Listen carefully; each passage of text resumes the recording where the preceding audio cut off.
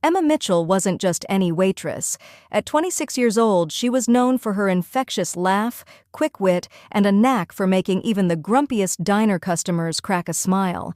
She had worked at Hargrove's Diner for 3 years, a place where the coffee was always hot, the jukebox always played classics, and regulars found solace in the predictability of it all. But behind Emma's cheerful demeanor lay a quiet struggle. Living paycheck to paycheck in a cramped one-bedroom apartment, she often wondered if she'd ever achieve her dreams of finishing college and becoming a social worker. She had dropped out years ago to take care of her ailing mother, who had since passed away. Life had been tough, but Emma's heart remained soft. This story begins on a rainy Thursday evening, the kind of night where the sound of rain pattering against the windows made the diner feel like a refuge. But outside, on the cold streets of the city, not everyone had a place to escape the storm. The rain poured down in relentless sheets, turning the city streets into a maze of shimmering reflections. Inside Hargrove's Diner, the atmosphere was warm and dry, a stark contrast to the storm outside. The fluorescent lights buzzed faintly, casting a soft glow over the checkered floors and red vinyl booths. It was almost closing time, and Emma Mitchell, a waitress with tired eyes but a kind smile, was wiping down the counter. The diner wasn't busy that evening. A few regulars lingered over their coffee mugs, chatting in low murmurs. At the far corner, an older man read a newspaper, his glasses slipping down his nose. The jukebox hummed softly, playing an old tune that Emma didn't recognize but found oddly comforting. She glanced at the clock. 9:45 p.m., 15 minutes to go. Emma had been on her feet for hours, her back aching and her shoes soaked from her earlier sprint through the rain to make it on time. It was one of those days where every little thing felt heavy, the looming bills, the rent due next week, and the gnawing thought that she might never escape this cycle. "Emma, you good?" Jim, the short-order cook, called from the kitchen. His voice broke through her thoughts. "Yeah, just counting down the minutes," she replied with a chuckle, though her smile didn't quite reach her eyes. As she folded a stack of napkins, something caught her attention through the rain-streaked window. Across the street, under the weak glow of a flickering street lamp, sat a figure huddled on the curb. Emma squinted, her heart sinking as she made out the shape of a young boy, barely dressed for the weather. The boy was soaked, his thin jacket clinging to him like a second skin. He sat with his arms wrapped around his knees, his head bowed as if trying to make himself invisible. Emma's stomach tightened. She had seen people in tough spots before. Living in this part of town, it was hard not to. But there was something about this boy that struck her deeply. Without thinking, Emma grabbed her jacket from the back of a chair. "Where are you going?" Jim asked, poking his head out of the kitchen. "Just out for a minute," she said, slipping her arms into her jacket. "Emma, your shift's not over." "I'll be quick," she called over her shoulder, already heading for the door.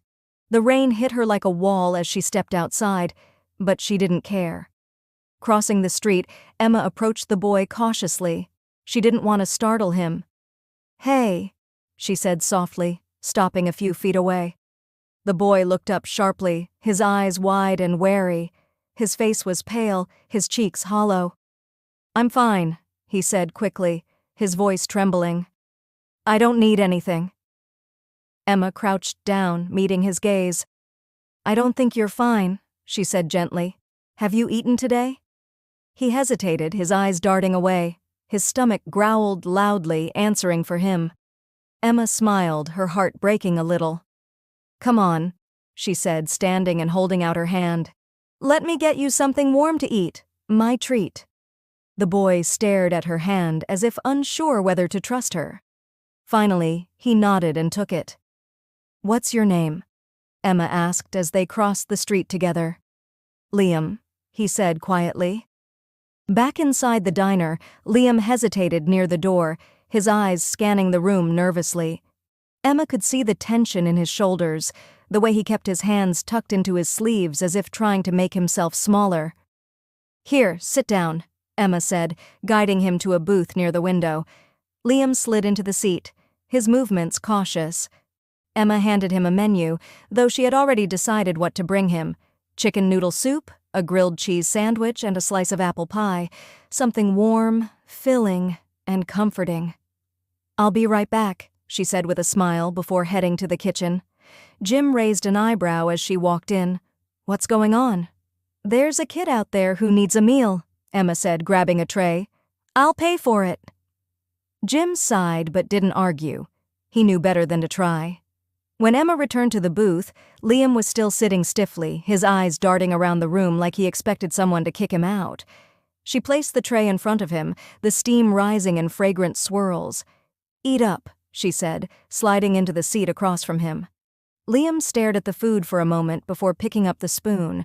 The first sip of soup seemed to relax him. He ate slowly at first, but soon his hunger got the better of him, and he began devouring the meal. Emma watched him, her heart aching. "So, Liam," she said after a while, "where are you from?" He paused, the spoon hovering mid-air. "Nowhere really," he said with a shrug. "I've been moving around a lot." Emma frowned but didn't push. "Do you have anyone? Family? Friends?" Liam shook his head, his gaze fixed on his plate. "Not anymore." For a moment they sat in silence, the rain tapping softly against the windows. Emma wanted to ask more, to understand what had brought him to this point, but she could see the exhaustion in his eyes. Instead, she simply said, "Well, you've got me tonight, and that's a start." As Liam finished his pie, the tension in his shoulders seemed to ease. The color returned to his cheeks, and for the first time, he looked like the teenager he was, just a kid who had been through too much. Emma leaned back in her seat, cradling her coffee cup. "You're a fighter, you know that?" she said with a small smile. Liam looked at her surprised. "What do you mean?" "I mean, it takes strength to keep going when the world's stacked against you," Emma said. "A lot of people wouldn't make it as far as you have." Liam didn't respond, but his eyes softened. For a moment, Emma thought she saw a flicker of hope. Their quiet moment was interrupted by the sound of the diner's door swinging open. In walked Mr. Hargrove, the owner, his coat dripping from the rain. He was a large man with a permanent scowl, and tonight was no exception. His eyes immediately landed on Emma and Liam, his brow furrowing. "What's going on here?" he barked, striding toward their booth. Emma stood quickly, shielding Liam instinctively. "This is Liam," she said. "I gave him a meal." Hargrove's eyes narrowed. "You gave away food, without charging?" "I'll pay for it," Emma said, reaching for her wallet. "That's not the point," Hargrove snapped. "This isn't a charity, Emma. You know the rules." Emma's cheeks burned with frustration, but she stood her ground. "He was hungry," she said. "I couldn't just turn him away." "You're fired," Hargrove said coldly. The diner fell silent. Even the regulars, who usually kept to themselves, turned to watch the confrontation. Emma felt her stomach drop, but she refused to look away from Hargrove's glare. "Fired?" she repeated, her voice barely above a whisper. "You heard me," Hargrove said, crossing his arms. "I don't pay you to give away food. Clear out your locker and leave." Emma's heart raced. She glanced at Liam, who shrank into the corner of the booth, looking as though he wished he could disappear. The humiliation stung, but what hurt more was the look of guilt on the boy's face. "Hargrove, come on," Jim called from the kitchen doorway. "It's one meal. She'll pay for it." "That's not the point," Hargrove snapped, his face turning red. "You think one freebie doesn't lead to more? People hear about this, and suddenly we're feeding the whole street for free." Emma opened her mouth to argue, but the words wouldn't come. She was tired of fighting, tired of struggling to do the right thing, only to be punished for it. "Fine," she said finally, her voice steady despite the tears pricking her eyes. "I'll go." She turned to Liam and forced a small smile. "Let's get you out of here, okay?" As they stepped into the rain, Emma's mind raced. She had no plan, no idea what she would do next. But when she looked at Liam, still clutching his jacket tightly around him, she knew she had made the right choice. Emma walked Liam to the nearest bus stop, where a small shelter provided some relief from the downpour. They sat on the cold metal bench, the rain tapping rhythmically against the roof above them. "You didn't have to do that." Liam said quietly, breaking the silence. Emma turned to him, her brows knitting together. "Do what?" "Stand up for me," he said, his voice barely audible. "Now you don't even have a job." Emma sighed, running a hand through her damp hair. "Jobs come and go," she said. "But people? People matter. You matter, Liam." For a moment Liam didn't respond. He stared at his shoes, his expression unreadable. Then, almost hesitantly, he said, "I'm sorry." "For causing trouble?" Emma shook her head. "You didn't cause trouble. The system we live in. That's the problem. No one should have to choose between following the rules and helping someone in need." Liam looked up at her, his eyes filled with a mix of gratitude and disbelief.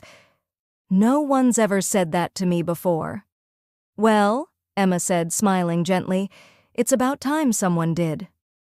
The bus arrived with a loud hiss, and Emma hesitated. She had planned to send Liam to a local shelter, but as she looked at him, she realized she couldn't just drop him off and walk away. "Do you have somewhere to stay tonight?" she asked. Liam shook his head. Emma bit her lip, her mind racing. "Come on," she said, standing. "You can crash at my place for tonight. We'll figure out the rest tomorrow." Emma's apartment was small and modest, a far cry from the spacious homes she had dreamed of owning one day. But it was warm, and for tonight, it was enough. Liam hesitated in the doorway, his eyes darting around the cramped living room. "You don't have to do this," he said. "I know," Emma replied, setting her keys on the counter, "but I want to." She handed him a clean towel and a set of oversized sweatpants and a t-shirt. "Bathrooms down the hall. Get yourself cleaned up." While Liam showered, Emma sat on the couch, her head in her hands. The reality of what had happened was beginning to sink in. She had no job, barely enough savings to cover next month's rent, and now she had a teenage boy to look after. But as overwhelming as it all felt, she couldn't shake the feeling that she had done the right thing.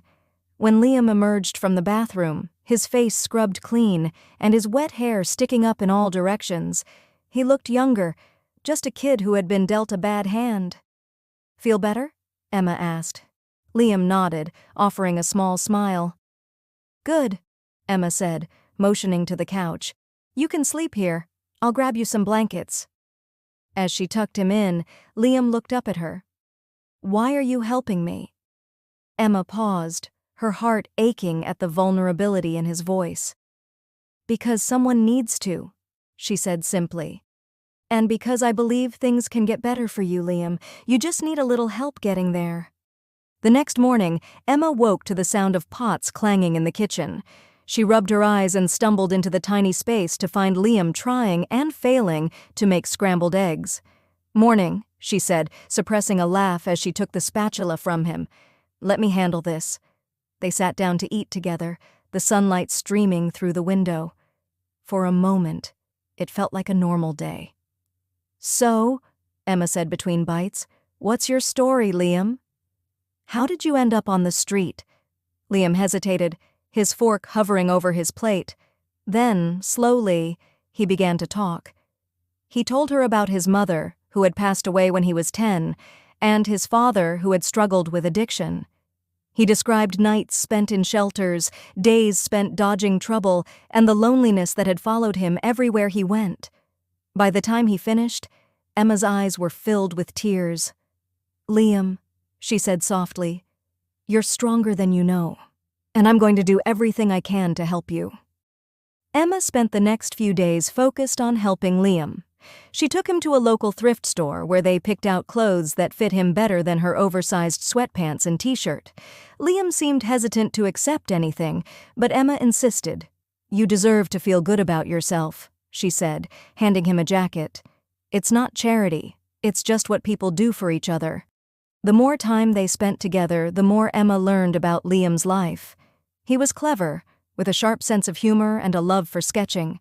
His notebook, which he guarded closely, was filled with intricate drawings of cityscapes, animals, and people he had encountered on the streets.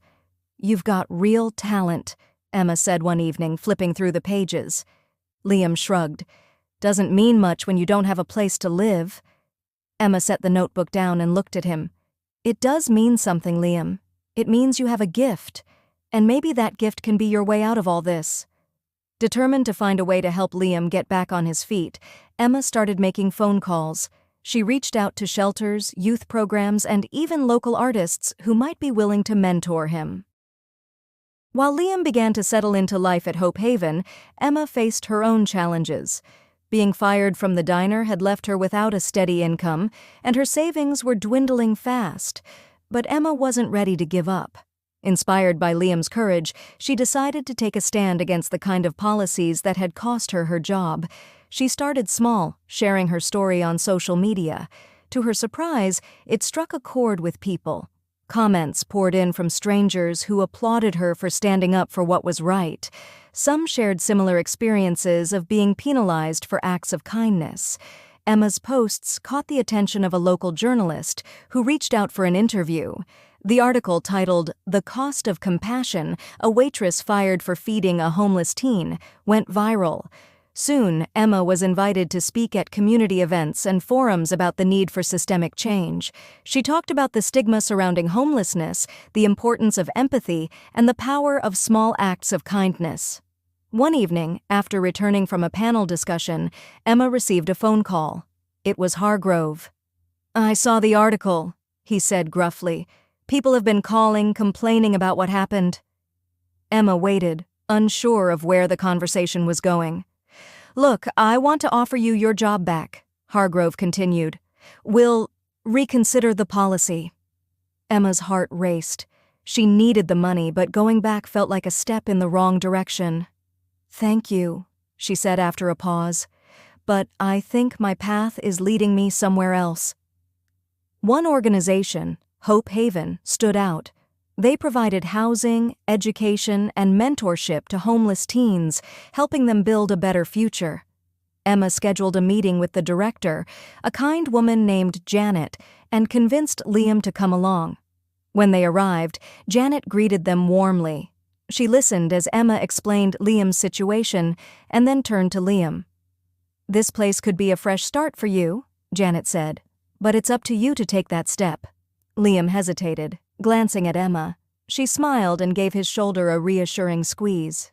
"You can do this," she said. Months passed, and both Emma and Liam's lives began to transform. Liam thrived at Hope Haven, excelling in their art program and even landing a scholarship to attend an arts-focused high school. Emma found work at a nonprofit that focused on homelessness and poverty advocacy. Her passion for helping others had turned into a career, one that gave her a sense of purpose she had never felt before. One sunny afternoon, Emma attended a community art show where Liam's work was being showcased.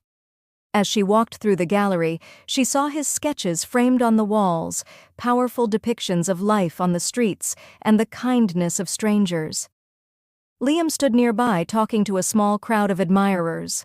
When he saw Emma, his face lit up. "You made it," he said, rushing over. "Of course I did," Emma replied, pulling him into a hug. "I wouldn't miss this for the world." As they stood together, surrounded by people who had come to support Liam's work, Emma felt a deep sense of pride. "This is just the beginning," she said, smiling at him. Liam nodded, his eyes shining with hope. "For both of us." The story of Emma and Liam became a beacon of hope in their community, a reminder that even small acts of kindness can create ripples of change. Together, they had faced challenges, overcome obstacles, and found a way to turn their struggles into something beautiful. And in doing so, they proved that compassion is never wasted, and that sometimes the greatest rewards come from taking a chance on someone who just needs a little help.